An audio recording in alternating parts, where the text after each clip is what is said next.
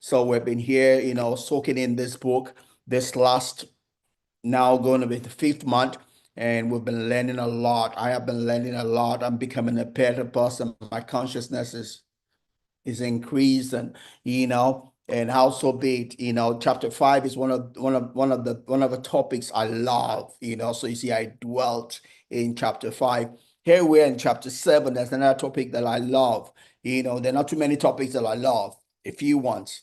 I love God, no doubt. I love faith, no doubt. I love money. I love mindset. I love neuroscience. I love psychoanalysis. I love children. I love children. I love parenting also. I love relationships. That's why I have a married community, right, of about 100,000 people. You know, but this is chapter 7 talks about parenting, right parenting. That's what we're sharing from chapter 7.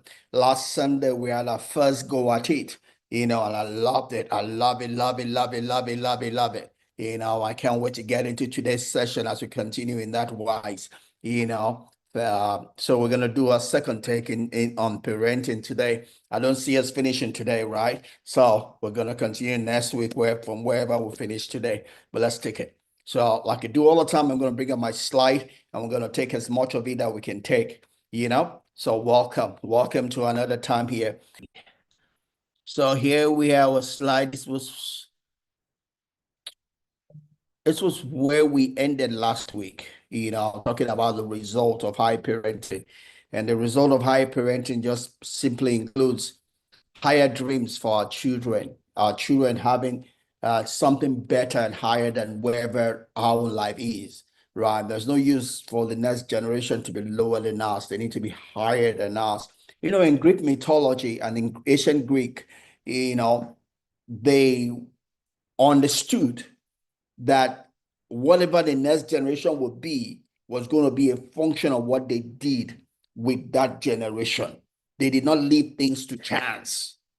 So when women were pregnant, they leave beautiful pictures, statue, environment around the pregnant women because they understood that whatsoever affects that woman affects the child.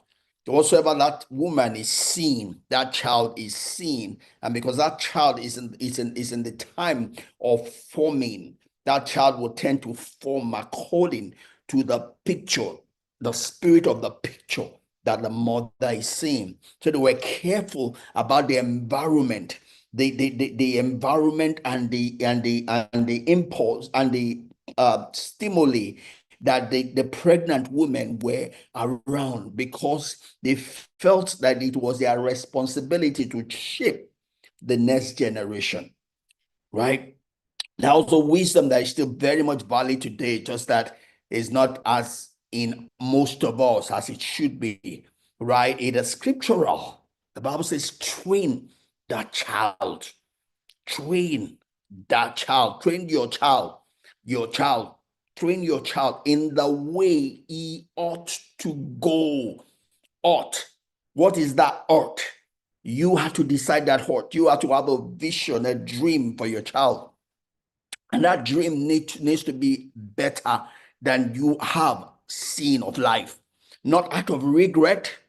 See, a lot of people live our lives, want to live our lives to our children because of the regrets we have out of life. We want them to relive our life. No, that's asking less of them. No, they can't relive your life. You have lived your life. They have to live their own life.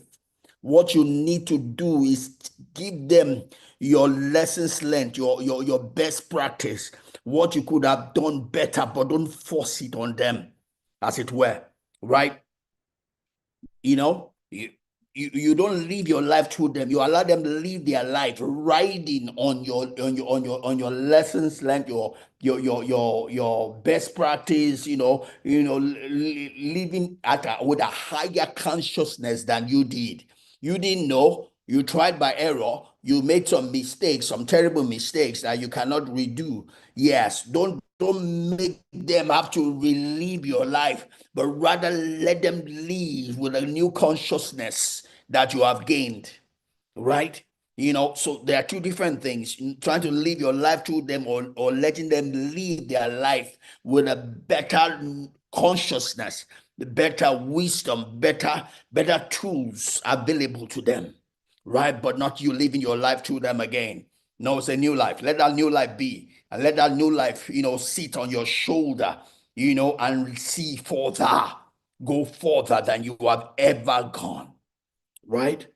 That is one of the results of right parenting. That when we parent our children are right, they will do better than us. It will be a higher, better civilization. They will not be retrogressive. They will be progressive, right?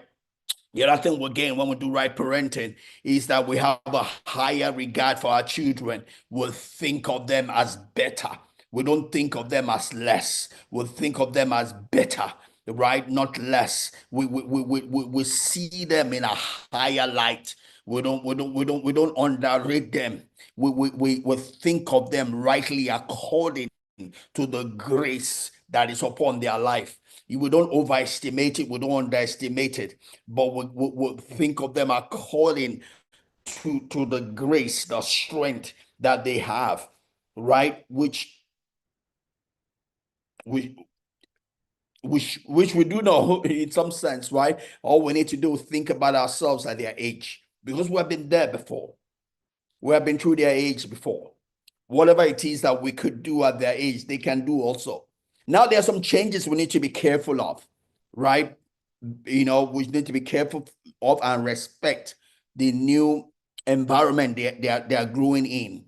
They're not going in the same environment that we grew in, right? They're growing in a new environment, and we must respect the realities around our children, and not force feed them into the reality where we grew up, right?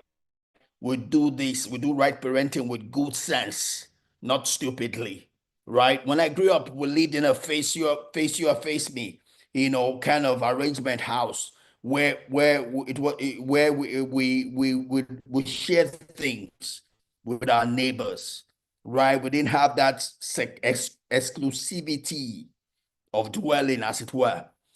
So we didn't have a choice but to interact with one another. I could go play football, without my parents knowing specifically where I went to, you know, but that's different from our children, because of what how we have growth in status of life. We live in exclusive estates. We live in exclusive dwellings that the children can do without having to have interaction with any other person, right? So we need to be careful of that and help them overcome the limitations we have created by reason of our status in life, right? It should not be an excuse. We should use it and cover for the lapse in their life that we have brought about them to them anyway. Because don't forget, they're still going to face the real life. It doesn't matter your status in life. One day they're going to step into that world, and they'll be competing with children that did not have the same kind of status that you have. You'll be competing with children that did not have the same kind of protection, that they have.